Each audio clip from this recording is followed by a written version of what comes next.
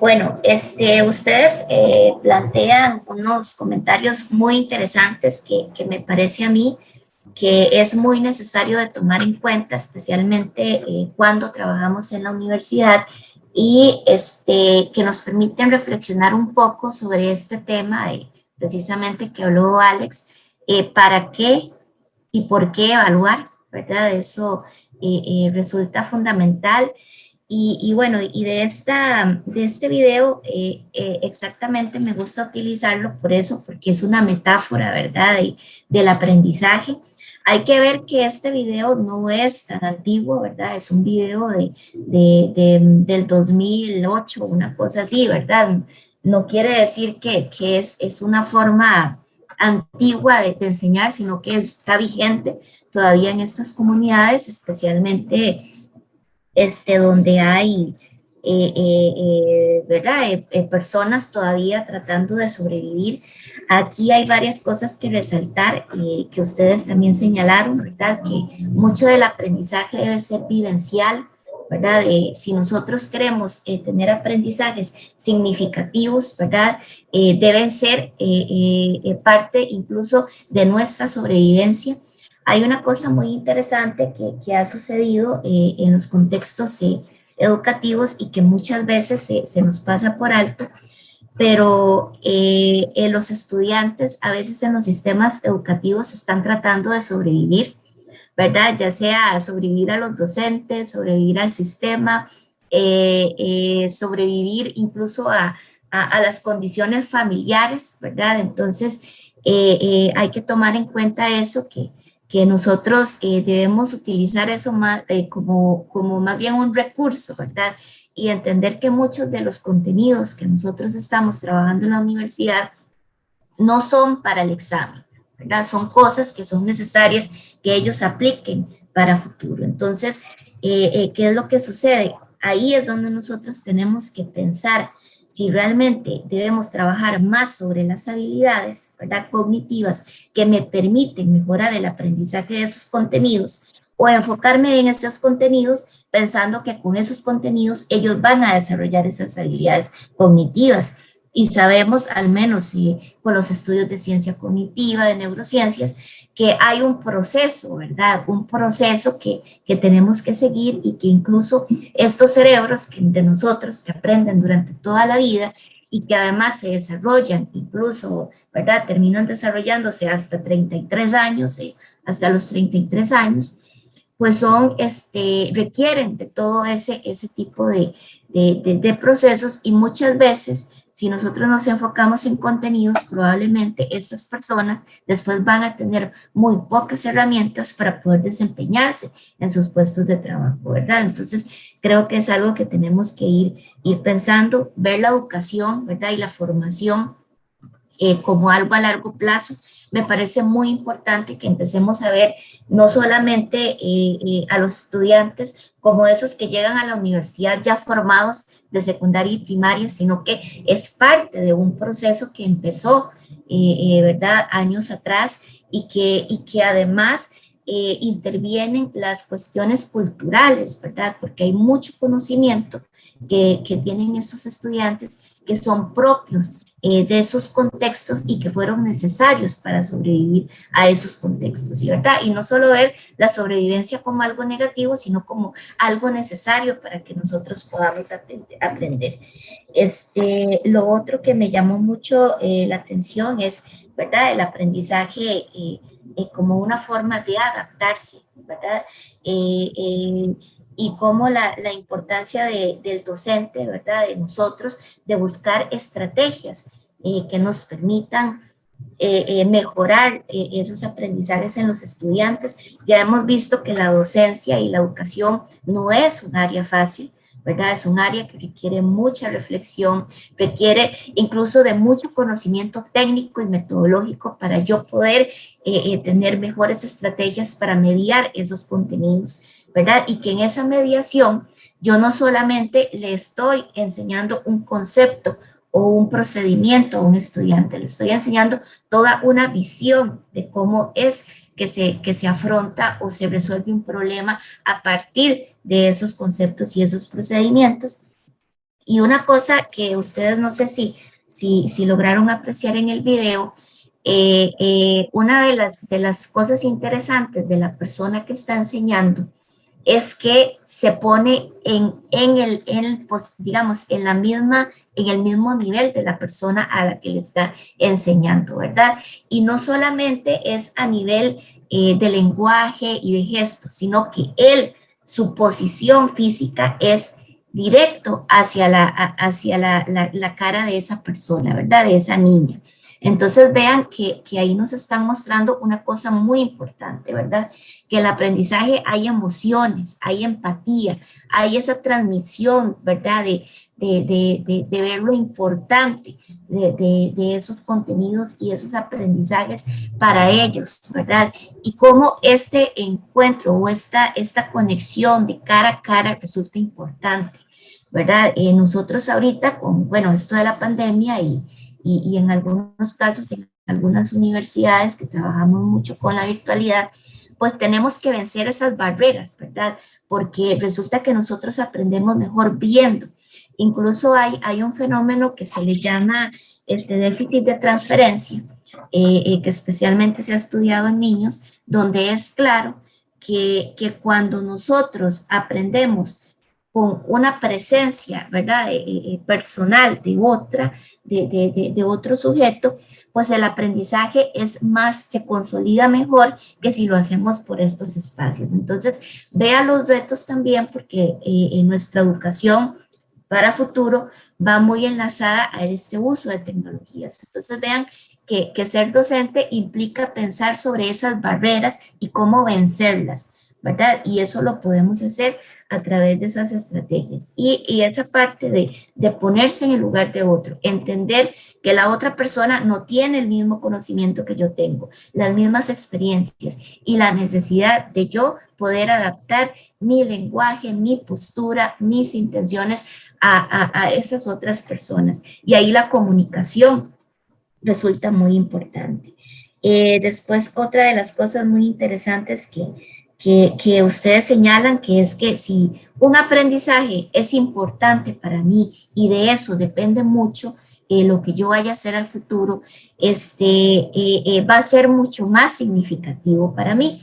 Entonces vean que nosotros también tenemos que utilizar estrategias de cómo transmitirle a ese estudiante por qué ese contenido es importante, ¿verdad? Y cómo lo van a usar. Entonces, si nosotros no tenemos claro cuál es la importancia de esos contenidos que nosotros enseñamos, es muy difícil transmitir a eso.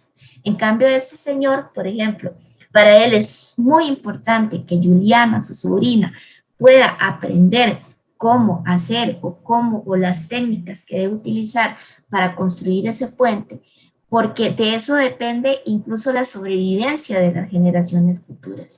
Y vean que para nosotros, o sea, si nosotros vemos la educación como algo a largo plazo y esta formación de profesionales como esas personas que se van a encargar de nuestras sociedades, y vean que nosotros estamos en contextos donde hay mucha corrupción, donde hay muchos problemas, y nosotros tenemos que ver que nosotros estamos formando personas para que puedan responder a eso y además personas íntegras que también no sean parte del problema. Entonces, vean que es una cosa mucho más compleja de lo que nosotros pensamos y bueno, y hay que pensar mucho en cómo motivar a los estudiantes, ¿verdad? Motivarlos para poder hacer que realmente estén interesados en lo que ellos aprenden, ¿verdad? Porque muchas veces se nos pasa por alto esto de mantener esa motivación, ese interés, y hay muchas estrategias que podemos utilizar y que mañana podemos incluso ver. Y después en el aprendizaje, que es algo que vamos a ver mañana un poquito con más profundidad, cómo el aprendizaje en los humanos lo podemos ver desde dos hechos. Un hecho pedagógico, ¿verdad? Que es este intencional y este consciente que nosotros deberíamos estar haciendo en estos sistemas universitarios y formales educativos, y un hecho educativo que es ese que desde que nosotros nacemos, nuestros papás vienen a enseñarnos o nuestros cuidadores vienen a enseñarnos y que a pesar de que no existe una estrategia específica, digamos, o explícita, o que nosotros, ¿verdad? Tenemos ahí un manual, pero sí es algo que se da y es algo que se transmite y es algo importante para la experiencia de la persona. Veo que don Mario quisiera hacer algunos comentarios. Sí, yo estoy aquí para echarle más leña al fuego, si se quiere, ¿no? Y lo primero que quiero decir es que yo no sé, pero ¿cuánto disfrutamos cuando estamos en un espacio de este tipo, donde hay tanta variedad de culturas, por ejemplo, de puntos de vista, de experiencia, que nos permite además alimentarnos mutuamente? Es una cosa para mí hermosa e imprescindible que no siempre tenemos la oportunidad de disfrutar. Yo quería, utilizando el término tan pertinente que creo que utilizaron los colegas chilenos, creo que fueron los primeros que utilizaron el término metáfora, ¿no? Y esa metáfora, y aquí voy con la leña, ¿no? Para dejar el fuego encendido en el transcurso del taller, tal vez. También interpreto otras cosas, ¿no? Y que están dentro de quizás nuestras problemáticas o algunas tendencias que tienen plena justificación histórica. Por ejemplo, este señor se planteó un propósito, llamémosle objetivo. Sin embargo, este señor, por lo que pudimos ver en el video, probablemente él tuvo que hacer ajustes en ese objetivo. Porque si bien la pedagogía por objetivo cumplió y tiene cierto valor, tampoco los objetivos son absolutamente transformables.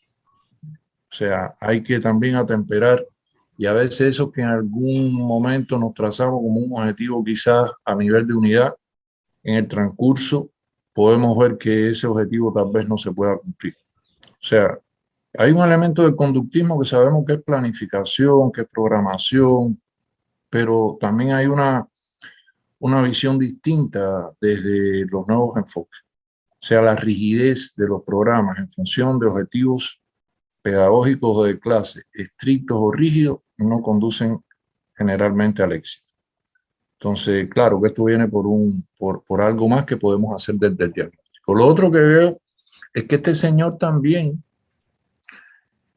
utilizó inducciones o una serie de andamiajes, a su modo en este caso, para ir promoviendo el aprendizaje de su sobrina, pero que probablemente haya tenido que ir haciendo muchos ajustes en el camino.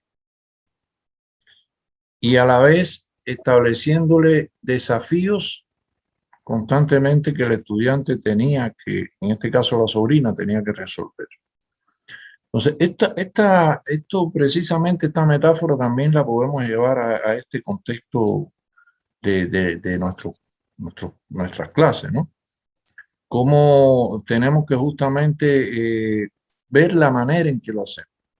Aquí hay una palabra clave, didáctica, que no es didactismo, por supuesto, que son otras cosas, pero que también va de la mano con lo que decía hace unos minutos uno de los colegas, no recuerdo quién, que creo que tiene sentido con esto que estoy tratando de expresar.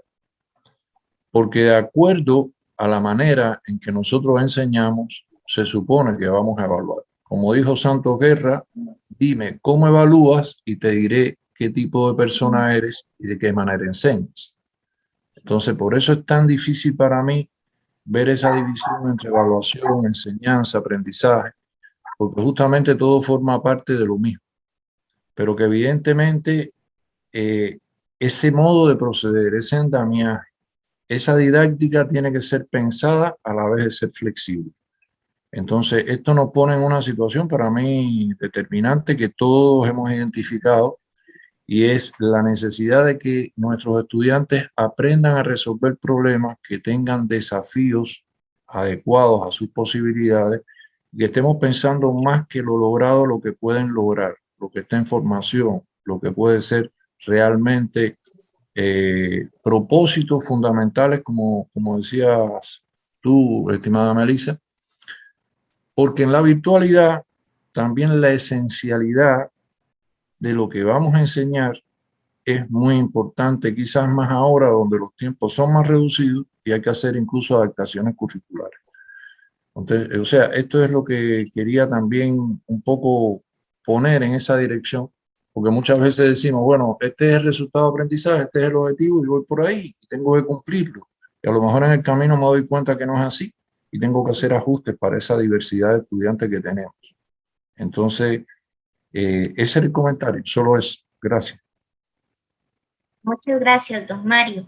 De hecho, vamos a hablar un poquito sobre esa coherencia. Por eso cuando yo les hablo más de proceso formativo que de enseñanza-aprendizaje, porque el proceso formativo implica tener en cuenta esa coherencia que hay entre todos estos componentes, ¿verdad? No solamente es la enseñanza, no solamente es el aprendizaje, sino que es el contexto, la coherencia que debe existir entre la planificación didáctica, entre la pedagogía, entre la evaluación, ¿verdad?, de los aprendizajes, entre incluso los roles, ¿verdad?, que tenemos nosotros como docentes y de los estudiantes. Entonces es un proceso mucho más integral y es complejo esta área por eso mismo, porque nosotros como docentes tenemos que articular todo eso, o sea, entonces tenemos que ser muy claros y muy conocedores de este lenguaje educativo, ¿verdad? Porque el lenguaje educativo incluso nos va a permitir a nosotros ponernos en contacto con esas otras áreas, porque como yo les decía ayer, somos nosotros los que tenemos que plantearles las preguntas a los neurocientíficos, a los científicos cognitivos, para que nos ayuden a responder, porque además somos nosotros, ¿verdad?, los docentes los que tenemos esa experiencia de formar, y es donde nosotros ocupamos mayores pistas para poder mejorar esos procesos, porque la neurociencia en sí ni siquiera tiene la intención, ¿verdad?, de mejorar los procesos formativos, porque ellos tienen su objeto de estudio, sino que en muchos de esos conocimientos vienen otras áreas a tomarlos para poder utilizarlos en estos contextos. Entonces, también hay que tener muy claro eso. María Elena Ordóñez me dijo que quería que le diera un espacio. Sí, Roselena Ordóñez. Rosa Elena, perdón, aquí la apunté bien, sí, se lo dije mal. Gracias. Bueno, ya el doctor Hernández casi dijo algo de lo que yo estaba pensando, pero como estos espacios son precisamente para eso, ¿no? Para esa reflexión. Primero felicitar a la doctora Andrea Melissa Mora Umaña, porque usted ha utilizado una herramienta pedagógica que son los videos. ¿Y por qué esa herramienta es tan interesante? Porque está provocando precisamente esto, ¿no? Seguramente usted lo planteó en su objetivo y está obteniendo los resultados deseados. Por eso la herramienta de los videos es una ayuda visual precisamente para que las ideas importantes sean más fáciles de entender, más fáciles de recordar, y también porque mejoran la enseñanza, adornan la enseñanza y ayudan a recordar el punto que queremos enseñar. Y eso es lo que provoca, ¿no?, esta discusión, esta reflexión hacia adentro, hacia afuera, y esta socialización de esas reflexiones, que es precisamente lo que enriquecen estos espacios. El doctor Hernández habló de los ajustes, y me parece muy interesante ese término, ajustes. Ahora, ¿quiénes somos los responsables de hacer esos ajustes ante un sílabo, ante un contenido?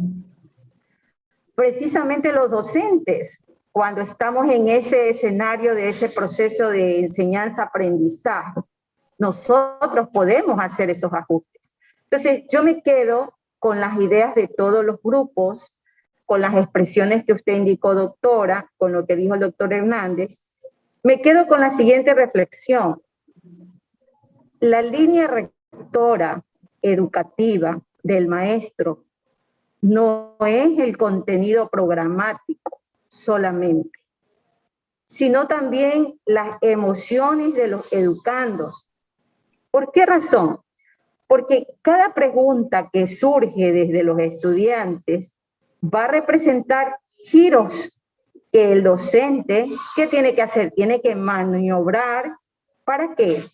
Para poder explorar, para poder aclarar, para experimentar y también para aprender, porque nosotros como docentes también aprendemos de nuestros estudiantes. Entonces, en conclusión, la educación es esencialmente afectiva, es emocional, es sentimental y no puede estar predeterminada. Esa era la aportación y la reflexión que me ha ayudado este video y esta discusión con todos nuestros colegas. Gracias, doctora.